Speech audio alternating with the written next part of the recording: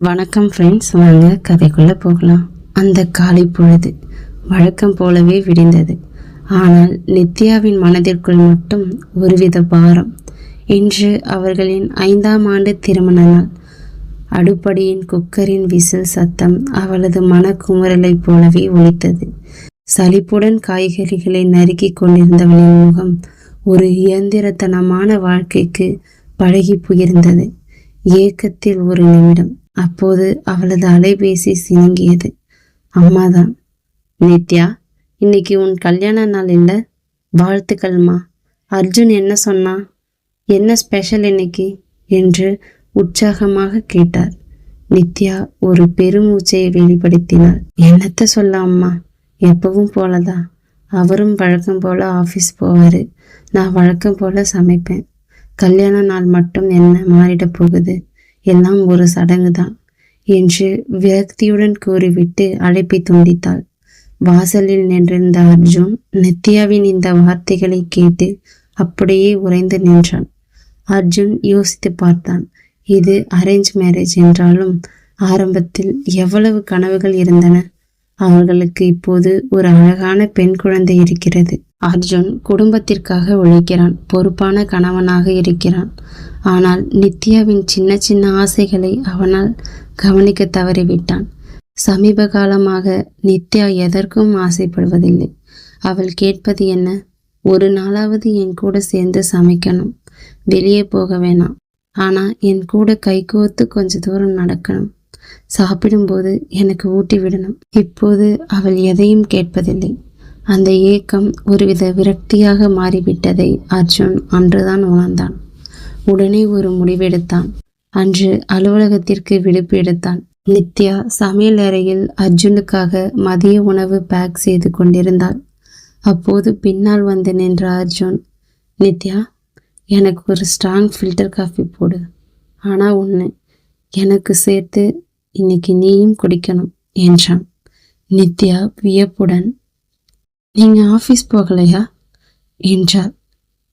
இல்லை, இன்னைக்கு எனக்கு ரொம்ப முக்கியமான வேலை இருக்கு, என் பொண்டாட்டியோட ஆசைகளை நிறைவேற்றுற வேலை என்றவன் சட்டை கழிச்சுவிட்டு சமையலறைக்குள் நுழைந்தான். இன்னைக்கு லஞ்சை நாம் 2 பேரும் சேர்ந்து சமைக்க போகிறோம். நீ சொல்லி கொடு, நான் செய்கிறேன் என்று அவன் கரண்டியை எடுத்தபோது நித்யாவின் கண்களில் பல வருடங்களுக்கு பிறகு ஒரு மின்சார பாய்ச்சல். அடுத்த 20 நிமிடங்கள் அந்த சமையலறை ஒரு கவிதை கோடமானது. அர்ஜுன் வெங்காயம் நறுக்க, நித்யா மசாலா அரைத்தாள். இடையில் அவன் அவளது கன்னத்தில் ஒட்டியிருந்த மாவை தொலைத்து விட்டான். ஞாபகம் இருக்கா நித்யா? கல்யாணமான புதுசில் நீ இதையெல்லாம் கேட்டப்ப எனக்கு வேலை இருக்குன்னு சொல்லிட்டு போயிட்டே இருந்தேன். ஆனால் இன்னைக்கு தான் தெரியுது, நீ கேட்ட பொருள் அல்ல, என் நேரத்தை என்றான் அர்ஜுன் ஆழமான குரலில். சமையல் முடிந்ததும் அவன் தட்டில் சாதம் போட்டு முதல் உருண்டையை அவளுக்கு ஊட்டிவிட்டான். நித்யா, நீ இத்தனை வருஷம் எனக்காக செஞ்ச சமையலை விட இன்னைக்கு நாம் சேர்ந்து செஞ்ச இந்த சாதம் ரொம்ப ருசியாக இருக்கு என்றான். நித்யாவின் விரக்தி மெல்ல மெல்ல கரைந்து காதலாக பொங்கியது. இருவரும் மொட்டை மாடியில் கைகோர்த்து நடந்தபோது பல வருட இடைவெளி மறைந்து போனது. இரவு வந்தது. எந்த ஆடம்பர ஹோட்டலுக்கும் செல்லாமல் வீட்டிலேயே மெழுகுவர்த்திகளை ஏற்றி ஒரு மென்மையான சூழலை உருவாக்கினான் அர்ஜுன். நித்யாவிற்கு பிடித்த உணவை ஆர்டர் செய்திருந்தாள். திரையில் அவர்களுக்கு பிடித்த ஒரு பழைய படம் ஓடிக்கொண்டிருக்க அர்ஜுன் தோளில் தலை சாய்ந்து அமர்ந்திருந்தாள் நித்யா. சாரி நித்யா, உன்னை ஒரு இல்லத்தரசியா மட்டும் பார்த்துட்டு ஒரு பொண்ணா உன்னோட உணர்வுகளை பார்க்க மறந்துட்டேன் என்றான் அர்ஜுன். நித்யா அவனது கைகளை இறுக பற்றி கொண்டாள். பரவாயில்லை அர்ஜுன், இந்த ஒரு நாள் எனக்கு போதும்.